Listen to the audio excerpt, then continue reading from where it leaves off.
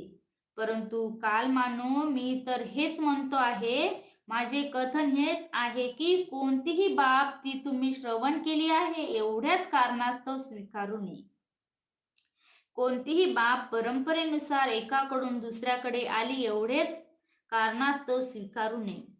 कोणतीही बाब अनेक लोकांनी स्वीकारली आहे एवढ्याच कारणास्तव स्वीकारू नये.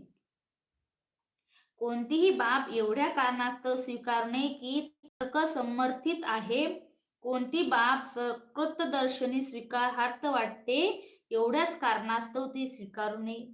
कोणतीही बाब प्रस्थापित श्रद्धा आणि विश्वास यावर आधारित आहे एवढ्याच कारणास्तव ती स्वीकारू नये. कोणतीही बाब आचार्यांनी अथवा संन्यासांनी कथन केली आहे एवढ्याच कारणास्तव ती स्वीकारू नये. हे कालामानो, जेव्हा स्वानुभवाने तुम्ही हे जाणाल की या बाबी अहितकर आहेत, या बाबी निंदनीय आहेत, या बाबी सुज्ञांनी धिक्कारल्या आहेत, यांच्या केल्याने दुःख आणि कष्ट होतात, तेव्हाच हे कालामानो तुम्ही या बाबीचा त्याग करावा. अद्भुत